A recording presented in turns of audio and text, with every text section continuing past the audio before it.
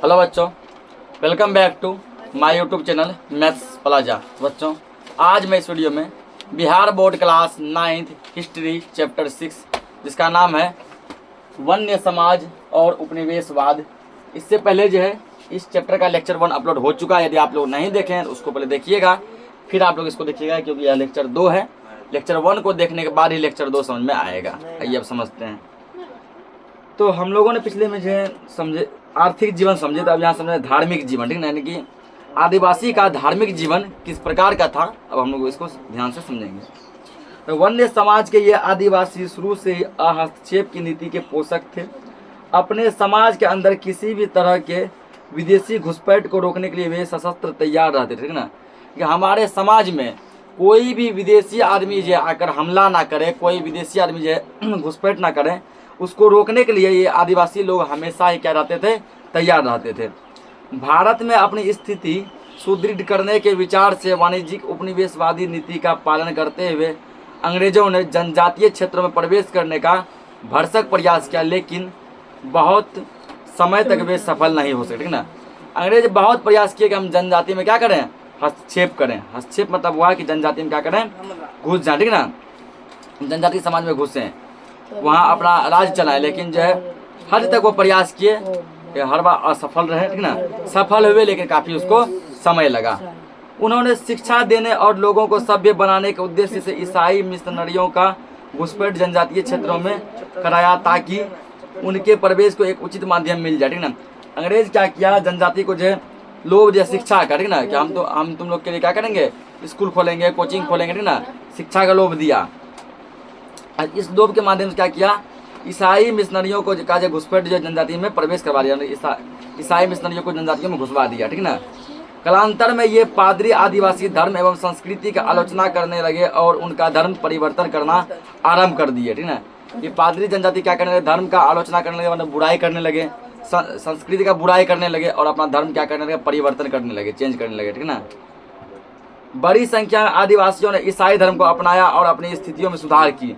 बहुत सारे जो आदिवासी थे, ठीक ना, वो किस धर्म में कन्वर्ट हो गए, तो वो जो ईसाई धर्म में कन्वर्ट हो गए, ठीक ना। यानी कि आदिवासी से वो किस में कन्वर्ट हो गए, ईसाई में कन्वर्ट हो गए, यानी क्रिश्चियन बनते चले गए, सब क्रिश्चियन बनते चले गए। शिक्षा पाने के कारण उनकी स्थिति में गुणात्मक परिवर्तन तो हुआ, लेकिन वे अपने अन्य भाइयों से घृणा करने लगे, ठीक ना। शिक्षा जो मिला, ये लोग शिक्षित हुए, शिक्षित होने के कारण ये लोग क्या हुए, कुछ परिवर्तन हुआ, कुछ नए तौर तरीके से अपने जीवन को जीने लगे। लेकिन जो उसके जो और जो जात भाई थे, वैसे उससे वे क्या करने लगे, घृणा करने लगे, ठीक है। उससे क्या करने लगे, घृणा करने लगे, क्योंकि ये लोग अपना जीवन चेंज कर चुके थे, ठीक है ना, जीवन चेंज कर चुके थे। उसके बाद जो है अपना धर्म भी चेंज कर चुके थे। ऐसे ही आदिवासी इसे अपने सामाजिक एवं धार्मिक जीवन में अंग्रेजों द्वारा किए गए अतिक्रमण समझकर इसका प्रतिरोध करना शुरू किए, ठीक ना। उन लोगों को लगा कि अंग्रेज वाकई में हमारे लिए क्या किया, बहुत गलत किया, ठीक ना। उसका प्रतिक्रमण करने लगे, आवाज़ उठाने लगे। ऐसे ही परिवर्तन में वन्य समाज में व्याप्त धार्मिक भावनाओं के कई क्रांतियों एवं नेताओं को जन्म दिया, जिन्होंने अपने क्षेत्र में अंग्रेजों के प्रति जिहाद का बिगुल बजाया, ठीक ना। तो ऐसे ऐसे इस समय में क्या हुआ, बहुत सारे जो क्रांतिकारी नेता आए, क्रांतिकारी जो लोग आए, ठीक ना, जो क्या किए, ऐसे व्यक्तियों का विरोध किए, मतलब अंग्रेजों का विरोध किए कि अब जो अंग्रेज हमारे ऊपर शासन नहीं करेगा, ये लोग हम क्या हम भाइयों में आपस में क्या कर रहा है, लड़वा रहा है, ठीक ना। उन नेताओं का धार्मिक विश्वास था कि ईश्वर उनके कष्टों को दूर करेगा और विदेशियों के शोषण से उन्हें मुक्त करेगा, ठीक ना। उन नेताओं का मानना था कि भगवान हमारी समस्या क्या करेंगे, दूर करेंगे, ठीक ना। और ये जो विदेशी अंग्रेज जो आके हमारे ऊपर राज कर रहे हैं, इसको क्या करेंगे, भगाएंगे। उनके पास वह जादुई ताकत है जिससे दुश्मन की गोलियां बेअसर हो जाएंगे। ऐसा मानना था इन लोग का कि भगवान के पास वो जादुई ताकत है, ठीक ना, दुश्मन हम पे हमला करेंगे लेकिन उसका गोली कोई असर नहीं करेगा। इसी तरह का आत्मविश्वास उनके नेताओं में था, जिन्होंने संपूर्ण वन्य समाज के आदिवासियों को अंग्रेज के खिलाफ आंदोलन करने के लिए भड़काया, ठीक ना। वो नेता क्या किए, पूरे वन्य समाज को जो है अंग्रेजों के खिलाफ आंदोलन के लिए भड़काया कि अंग्रेज तुम्हारा ऐसे कर, अंग्रेज तुम्हारा वैसे कर, ठीक ना, तुम क्या करो, उसके प्रति आवाज़ उठाओ। ऐतिहासिक प्रमाणों के आधार पर 18वीं शताब्दी के मध्य में ही बिहार के तत्कालीन छोटा नागपुर एवं संथाल परगना क्षेत्रों में प्रवेश करने के अंग्रेजों द्वारा प्रयासों का आदिवासियों ने बलपूर्वक तथा हिंसात्मक तरीकों से विरोध किया, ठीक ना। छोटा नागपुर पहले बिहार में हुआ करता था, अब कहाँ, ये झारखंड में है। तो छोटा नागपुर हो गया, उसके बाद एक है संथाल परगना, ठीक ना। इन दोनों में क्या हुआ, इन दोनों जगहों पे अंग्रेज पूरा प्रयास किया कि प्रवेश करे, लेकिन जो आदिवासी जब बलपूर्वक क्या कि उसको भगा दिए। देखो धार्मिक जीवन में क्या क्या देखने को मिला, ईसाई मिशनरियों के घुसपैठ एवं धर्म परिवर्तन के लिए आदिवासियों को प्रेरित करता, ठीक ना। ईसाई मिशनरी क्या किया, आदिवासी में जाके घुसे और उसको अपने धर्म में परिवर्तन करने का कोशिश किया और कितना को अपने धर्म में परिवर्तन कर भी लिए, क्रिश्चियन बना दिए। अगला, धार्मिक भावना पर आघात से सभी जनजातियों में धार्मिक असंतोष। अगला, पहाड़िया विद्रोह। पहाड़िया विद्रोह इसमें समझते हैं। यह जाति युद्ध प्रिय थी। इनका विश्वास स्थान भागलपुर के राजमहल पहाड़ियों के क्षेत्र में था, ठीक ना। इनका विश्वास स्थान कहाँ था, राजमहल, भागलपुर में था। कहाँ था, भागलपुर, यानी बिहार के भागलपुर जिले में। जगह का नाम क्या है, राजमहल पहाड़ी, ठीक, राजमहल पहाड़ी। यहाँ अंग्रेजों ने आरंभ में मुखिया को जमींदार बना दिया, जिसको राजस्व वसूली का कार्य भी दे दिया गया, ठीक ना। भागलपुर के राजमहल पहाड़ी में अंग्रेज क्या किया, मुखिया को जमींदार बना दिया और राजस्व वसूली का कार्य भी दे दिया, ठीक ना, कि तुम छोटा क्या करो, टैक्स वगैरह सब कुछ वसूली करो। अंग्रेजों ने साहूकारों, ठेकेदारों, राजस्व, वन तथा पुलिस विभाग के अधिकारियों को इनका शोषण करने के लिए प्रेरित किया, जिनके परिणाम स्वरूप इन्हें ऋणग्रस्तता तथा अपनी उपजाऊ भूमि का गैर आदिवासियों को हस्तांतरित करने के दौर में गुजरना पड़ा, ठीक ना। अंग्रेज क्या किया, सबको सिखाया, प्रेरित किया, साहूकार को, ठेकेदार को, राजस्व को, पुलिस को, तुम लोग क्या करो, इन आदिवासियों का क्या करो, शोषण करो, इसको लूटो, इसका भूमि अपने क्या करो, कब्जे में कर लो, इसको खेती वगैरह कुछ भी करने मत दो, ठीक ना। उसके बाद ये खेती करने के लिए कर्ज भी मत दो, ऋण भी मत दो। इसने जनजातियों का आर्थिक आधार तहस नहस कर दिया और उन्हें दरिद्र बना दिया, ठीक ना। एकदम क्या कर दिया, बद से बदतर कर दिया इसका हालत, और इसके एकदम पूरा गरीबी कंडीशन में ला दिया। अतः भारत में पहली बार इस क्षेत्र में जनजातीय विद्रोह हुआ, अपने ही जमींदार के राजस्व नीति के विरोध में, ठीक ना।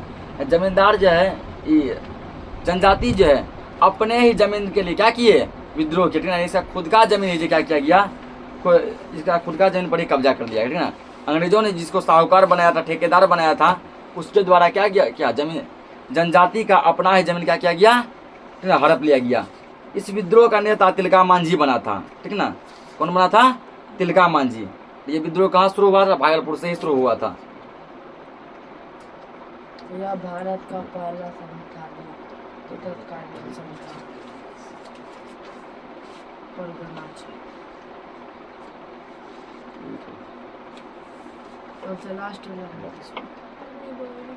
तो यानी कि जनजातीय विद्रोह का नेता कौन बना था, तिलका मांझी, ठीक ना। ये पॉइंट यहाँ बनेगा। देखो मुख्य बिंदु, लेक्चर 1 में कितना नंबर तक हुआ था, 9 नंबर, 10 नंबर क्या होगा, 9 तक हो गया, ठीक ना। देखें यहाँ पे जनजातीय विद्रोह का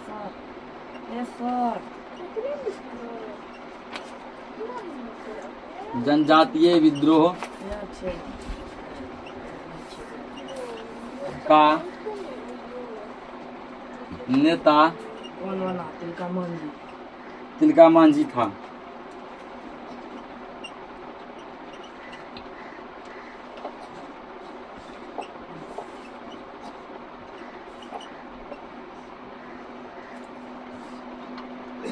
जनजातीय विद्रोह का नेता कौन था, तिलका मांझी। यह भारत का पहला संथाली था, ठीक ना। तिलका मांझी जी भारत का पहला संथाली था, जिसने ना सिर्फ अपने जमींदार का विरोध किया बल्कि अंग्रेजों पर भी हिंसात्मक कार्रवाई की, ठीक ना। तिलका मांझी समझो भारत के ऐसे पहले संथाल थे जिन्होंने जमींदार का तो विद्रोह किया है जोर शोर से, ठीक ना। उसके अलावा क्या किया, अंग्रेजों का भी विद्रोह किया। तिलका मांझी का जन्म 1750 ईस्वी में भागलपुर प्रमंडल स्थित सुल्तानगंज के पास तिलकपुर गांव में हुआ था, ठीक ना। इसलिए जब भी भागलपुर जाएगा देखना, भागलपुर में जो है एक इसके नाम पे जो बस स्टेशन ये बना दिया गया, ठीक ना, जिसका नाम है तिलका मांझी चौक, तिलका मांझी चौक या फिर तिलका मांझी बस स्टैंड, ठीक ना, इसी के नाम पे। और वहाँ पर जो है तिलका मांझी का बड़ा सा क्या है, बड़ा सा पत्थर का मूर्ति भी बनाया गया है, ठीक ना। बीच गोलंबर होता है ना बस स्टैंड में, ठीक ना, चौक पे गोलंबर होता है, गोलंबर के पास जो बनाया गया जिसमें वो ऐसे तीर से तना हुआ ऐसे, है ना, कभी देखना जाके। तो जिसका जन्म जो भागलपुर में ही हुआ था। लिखेंगे अगला पॉइंट,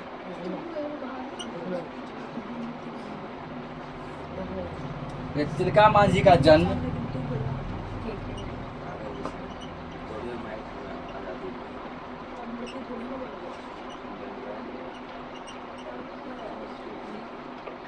तिलका मांझी का जन्म 1750 ईस्वी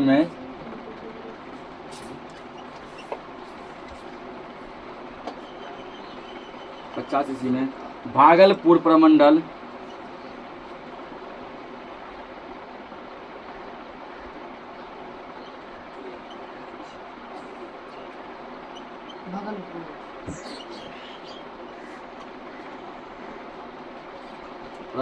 स्थित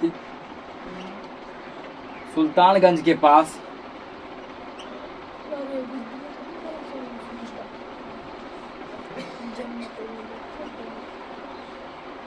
सुल्तानगंज के पास तिलकपुर गांव में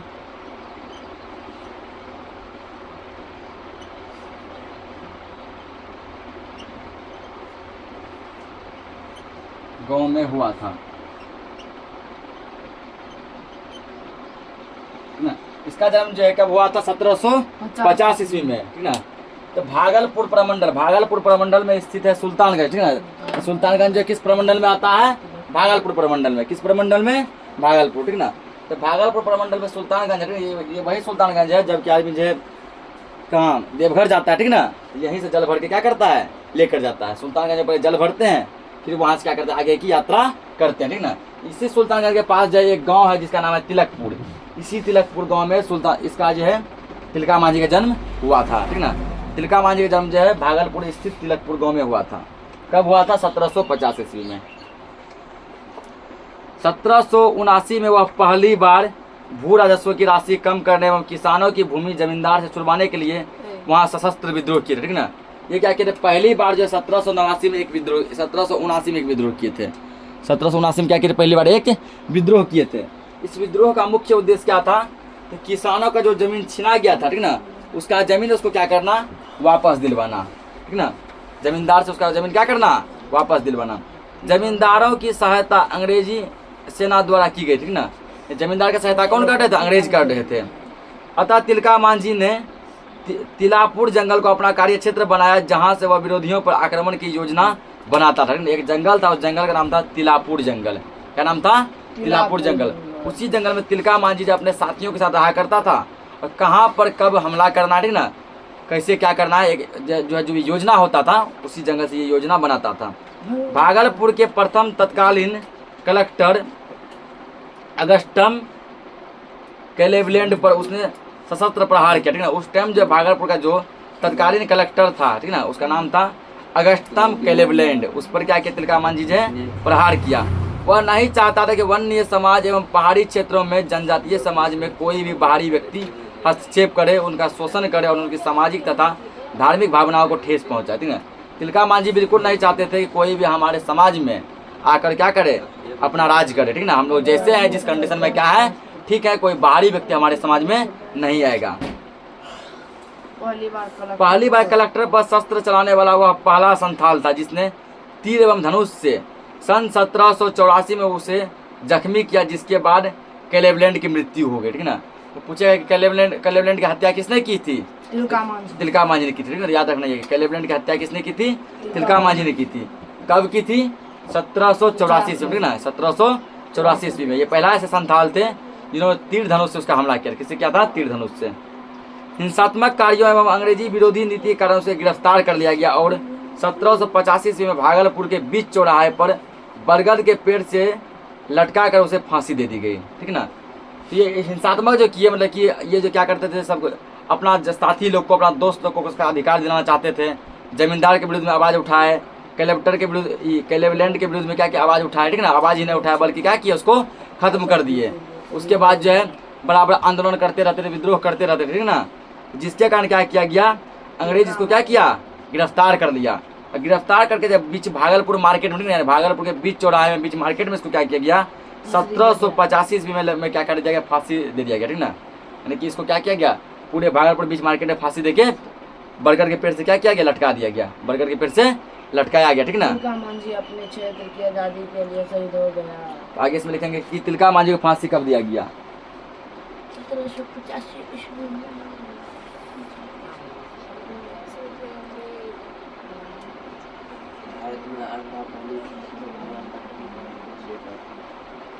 तिलका मांझी को उसका नाम था पासपोर्ट गांधी। तिलका मांझी साइलेंसर को तिलका मांझी को 1785 ईस्वी में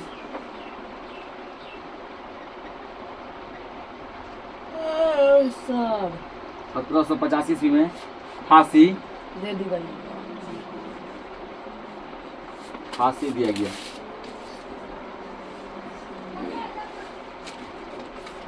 फांसी देने के बाद ये किस पेड़ से लटकाया गया था? बरगद के पेड़ से लटका दिया गया था, ठीक ना। एक छोटा छोटा पॉइंट भी याद रखना है। तिलका मांझी अपने क्षेत्र की आजादी के लिए शहीद हो गए, ठीक ना। अपने क्षेत्र को आजाद करवाने के लिए क्या हो गए? शहीद हो गए। हालांकि उनके द्वारा किया गया विद्रोह वो सफल हो गया, लेकिन उसने आगे के संथाल विद्रोह का मार्गदर्शन अवश्य किया, ठीक ना। ये जो विद्रोह किए, जो आंदोलन किए, वो सफल तो नहीं हो सका, क्या रह गया? वो सफल रह गया। कि आगे जो है और भी संथाल जाति के लोग विद्रोह कर सके, उसके लिए क्या किया? रास्ता खोल दिया, ठीक ना, कि ताकि सबको हिम्मत मिलेगा।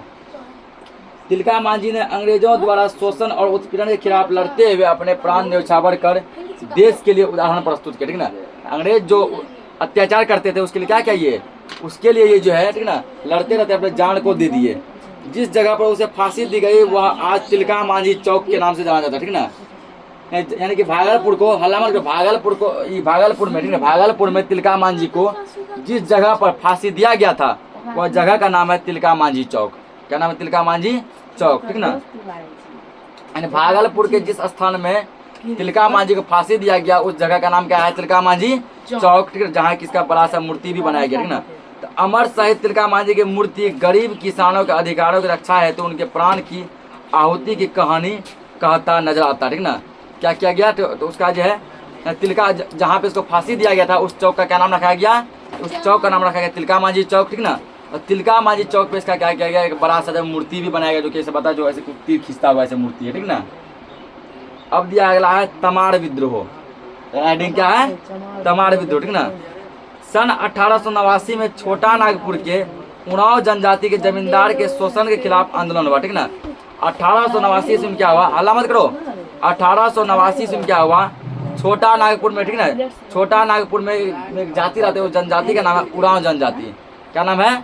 उड़ाव जनजाति, ठीक ना। यानी कि छोटा नागपुर में उड़ाव जनजाति के लोग निवास करते हैं। उड़ाव जनजाति ने जमींदार के शोषण के खिलाफ आंदोलन किए, ठीक ना। जमींदार जो उसका शोषण करते थे, उसका दोहन करते थे, उसकी जमीन को हड़पते थे, उसके खिलाफ में क्या किया? उड़ाव जनजाति के लोग ने छोटा नागपुर में क्या किया? उसका विद्रोह किया। इतिहास में यह तमाड़ विद्रोह के नाम से जाना जाता है, ठीक ना। यही विद्रोह जो है आगे चलकर क्या कहलाया? तमाड़ विद्रोह कहलाया। क्या कहलाया? तमाड़ विद्रोह कहलाया। यह 1794 ईस्वी तक चलता रहा और अंग्रेजों की सहायता से इसे बहुत ही क्रूरतापूर्ण तरीकों से दबा दिया गया, ठीक ना। 1789 से लेकर 1794 तक यानी लगभग 5 सालों तक यह विद्रोह चलता रहा और अंग्रेजों द्वारा इस विद्रोह को क्या दबाते गया, ठीक ना। फिर भी विद्रोह की अग्नि समाप्त नहीं हुई। आगे चलकर इनका विद्रोह मुंडा और संथाल के साथ मिलकर प्रदर्शित हुआ, ठीक ना।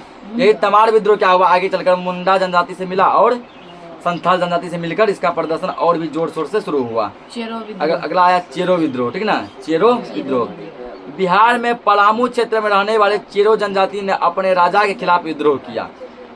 बिहार के पलामू क्षेत्र में चेरो जनजाति निवास करते थे। तो चेरो जनजाति के लोग क्या किए? अपने राजा के खिलाफ विद्रोह किए। उस समय चूड़ामन राय उनका शासक था, ठीक ना। यानी कि क्या? चूड़ामन राय, ठीक ना। बिहार के पलामू क्षेत्र का शासक कौन था? चूड़ामन राय। कौन था? चूड़ामन राय। या फिर ऐसे कहो कि चेरो जनजाति का शासक कौन था? चूड़ामन राय। बिहार में पलामू क्षेत्र में रहने वाले चेरो जनजाति के ने अपने राजा के खिलाफ में विद्रोह किया। तो अंग्रेजों की शोषण करने के खिलाफ भूषण सिंह के नेतृत्व में चेर जनजाति के लोगों ने 1800 ईस्वी में खुला विद्रोह किया, ठीक ना। राजा की मदद करने के लिए अंग्रेजी सेना बुलाई गई। कर्नल जोन्स के नेतृत्व में आई सेना ने इस विद्रोह को दबा दिया और 1802 में भूषण सिंह को फांसी दे दी गई, ठीक ना। यहाँ पर ये पूछ सकता है कि चेरो विद्रोह कब हुआ था, ठीक ना। चेरो विद्रोह 1800 ईस्वी में हुआ। कब हुआ था? 1800 ईस्वी में। अंग्रेजों की शोषण करने के खिलाफ सर जी भूषण और सिंह ना- को कब फांसी दिया और पूछेगा कि ठीक है ना, कि चेरो विद्रोह के नेतृत्व किसने किए थे? भूषण सिंह ने, ठीक है ना। चेरो विद्रोह का नेतृत्व किसने किया था? भूषण सिंह ने। दिखा दीजिए। भूषण सिंह के नेतृत्व में चेर जनजाति के लोगों ने 1818 ईस्वी में खुला विद्रोह किया। लिखा दीजिए नहीं क्या। भूषण सिंह को कब फांसी दे दी गई? यहाँ लिखेगा अब अगला पॉइंट लिखना, ठीक है ना। चेरो विद्रोह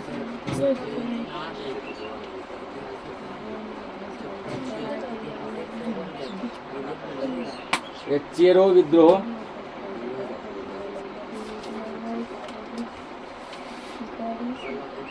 चेरो विद्रोह 1800 ईस्वी में हुआ था।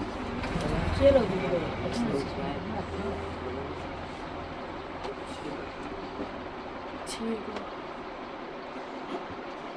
चेरो विद्रोह कब हुआ था? 1800 ईस्वी में हुआ था, ठीक है ना। उसके बाद यहाँ एक और पॉइंट बनेगा कि चेरो विद्रोह का जो लीडर था, जो नेता था, वो कौन था? भूषण सिंह, ठीक है ना। चेरो विद्रोह का नेता कौन था? भूषण सिंह। यानी भूषण सिंह के नेतृत्व में चेरो विद्रोह हुआ था 1800 ईस्वी में। उसके बाद क्या किया गया, ठीक ना, इसको बाद में फांसी दिया गया। लिखेंगे यहाँ पे 1802 ईस्वी में 1802 ईस्वी में भूषण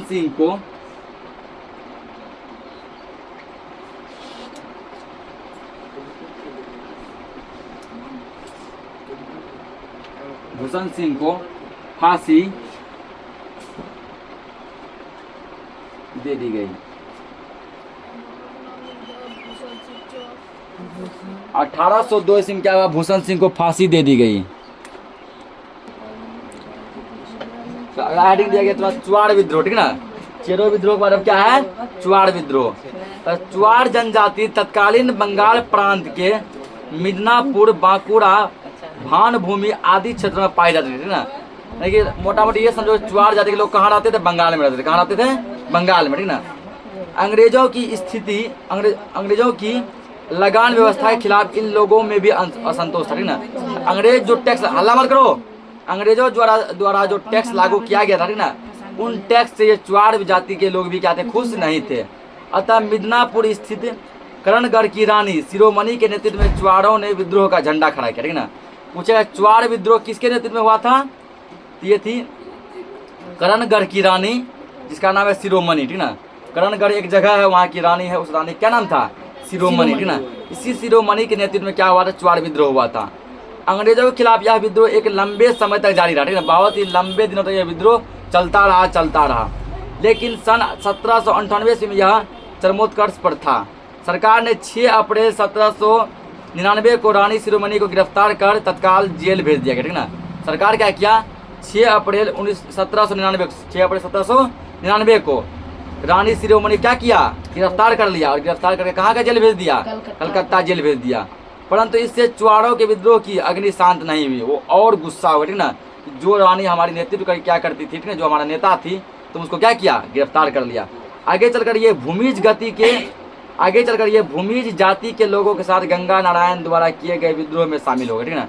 ये चुआड़ विद्रोह जो है आगे क्या हुआ? दूसरा विद्रोह में कन्वर्ट हो गया, जिसको कि गंगा नारायण ने किए थे। अगला विद्रोह दिया गया हो विद्रोह। क्या है? हो विद्रोह। सन 1820 से 21 में छोटा नागपुर के ही सिंहभूम जिले में बहुत बड़ा विद्रोह हुआ था, ठीक ना। छोटा नागपुर का एक जिला है सिंहभूम जिला। क्या है? सिंहभूम जिला, ठीक है। उस सिंहभूम जिला में 1820 ईस्वी में 21 ईस्वी में 1820 से 21 के बीच एक विद्रोह हुआ था। यहाँ का राजा जगन्नाथ सिंह था, जिसने अंग्रेजों का संरक्षण स्वीकार कर लिया था, ठीक ना। तो सिंहभूम का राजा कौन था? जगन्नाथ सिंह। कौन था? जगन्नाथ सिंह, जिन्होंने अंग्रेजों का संरक्षण स्वीकार किया था। हो जाति के लोगों ने अंग्रेजों की सहायता से राजा की बढ़ती हुई शक्ति एवं शोषण का विद्रोह किया, ठीक ना। हो जाति के लोग क्या किया? राजा और अंग्रेज में जो मेल मिलाप था, जो आपस में संबंध था, दोनों एक दूसरे का जो क्या करते थे, ठीक ना, दोनों एक दूसरे का जो सहायता कर रहे थे, उसके लिए क्या किया? हो जाति के लोगों ने विद्रोह कर दिया। इसे अंग्रेजी सेना ने क्रूरतापूर्वक ढंग से दबा दिया गया। अंग्रेजी सेना क्या किया? इस विद्रोह को आगे नहीं होने दिया, उसको क्या कर दिया गया? दबा लिया गया। आगे चलकर इन लोगों ने भी मुंडा विद्रोह में स्वयं को शामिल कर लिया। आगे चलकर जो मुंडा विद्रोह हुआ, उस मुंडा विद्रोह में क्या हुआ, ये लोग अपने विद्रोह को शामिल कर दिए। अगला हेडिंग है कोल विद्रोह। क्या है? कोल विद्रोह।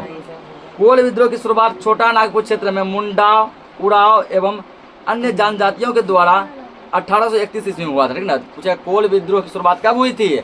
1831 ईस्वी में। ये पॉइंट लिखेंगे, ठीक ना। और कहाँ से हुई थी? तो छोटा नागपुर क्षेत्र से। कहाँ से हुई थी? छोटा नागपुर क्षेत्र से। किन किन जनजातियों ने किया था? मुंडा, उराव और कुछ अन्य जनजाति। इस पॉइंट को लिखेंगे। आगे लिखो इसमें। कोलंबस में तो चल रहे हैं, कोलंबस में फंसे। 15 नंबर पॉइंट।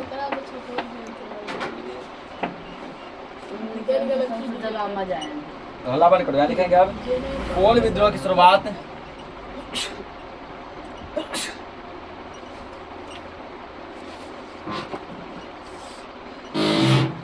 कोल विद्रोह की शुरुआत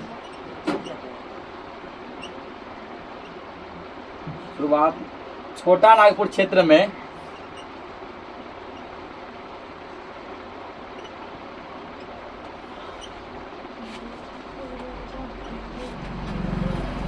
छोटा नागपुर क्षेत्र में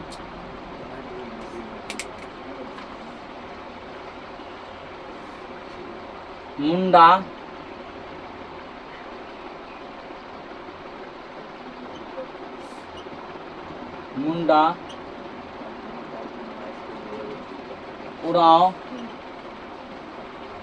उराव एवं अन्य जनजातियों के द्वारा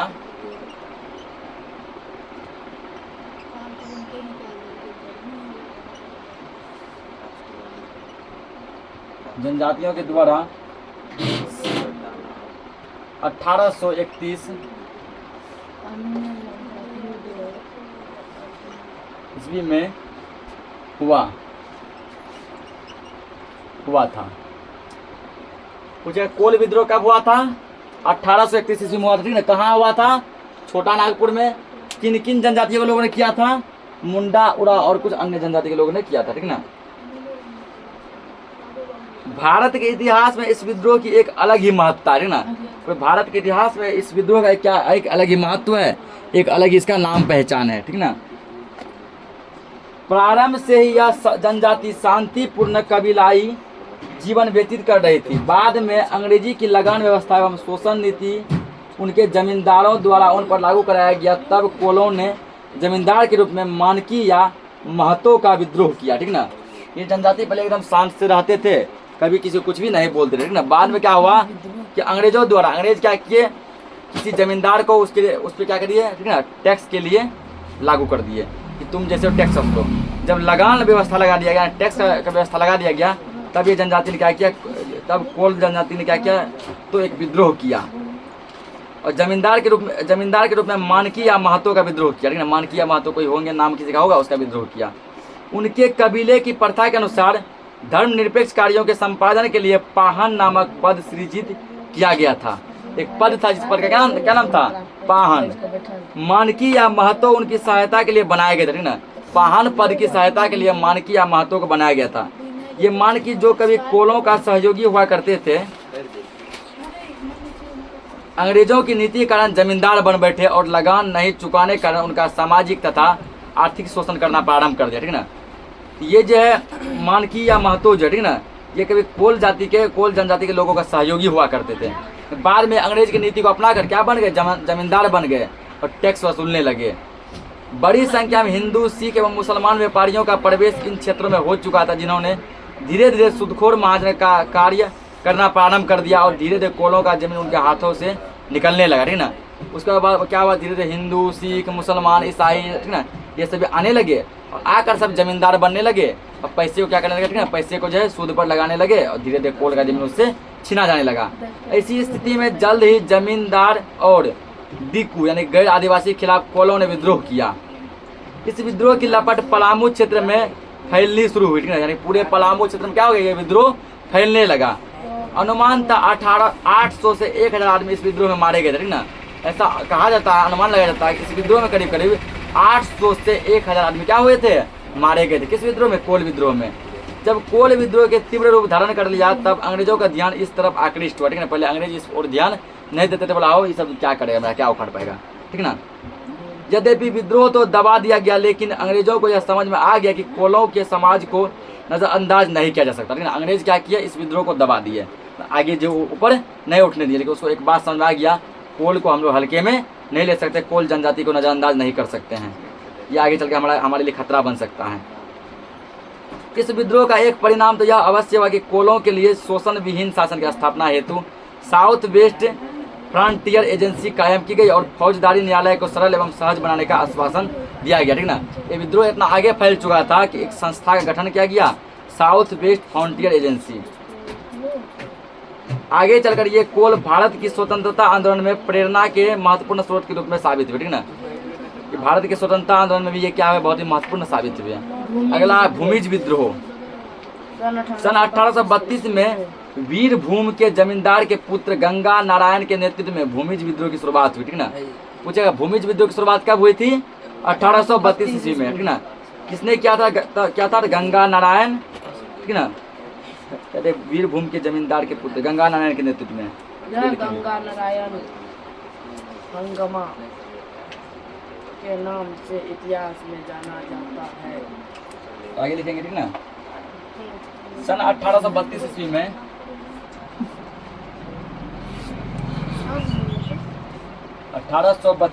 में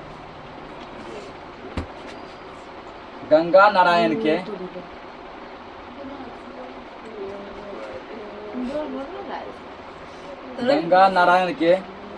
नेतृत्व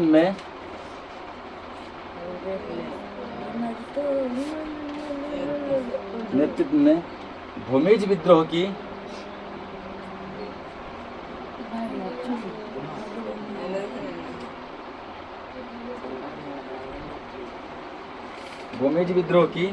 शुरुआत हुई।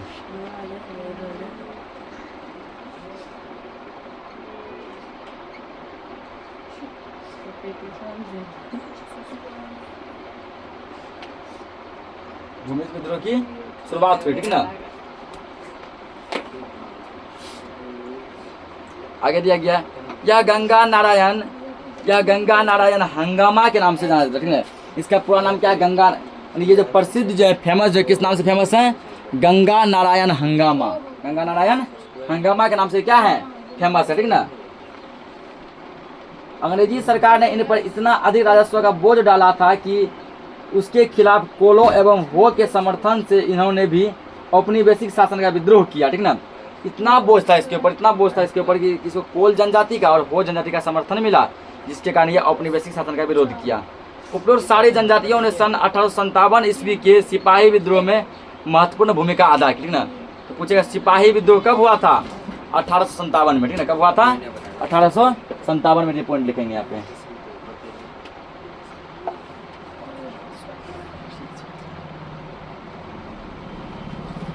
सिपाही विद्रोह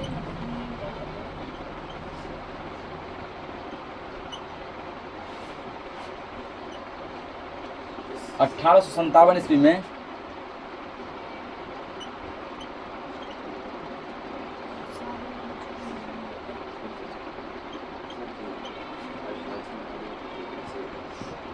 हुआ था। सिपाही विद्रोह कब हुआ था, 1857 ईस्वी में, ठीक ना। बाकी तो जितने भी जनजाति थे, सभी जनजाति ने इस विद्रोह में क्या किया था, हिस्सा लिया था। जब विद्रोह शुरू हुआ तब ये चाईबासा के बटालियन की सेना में शामिल थे, ठीक ना। जब ये विद्रोह शुरू हुआ तब कहाँ शामिल थे, चाईबासा की बटालियन में शामिल थे। इन्होंने रांची और डोरंडा के खजानों को लूटा तथा जेल के फाटक को खोल दिया, ठीक ना। जेल के फाटक क्या खोल दिया। अंग्रेजों का हर संभव विद्रोह इन्होंने अपने अधिकारों की सुरक्षा के लिए किया।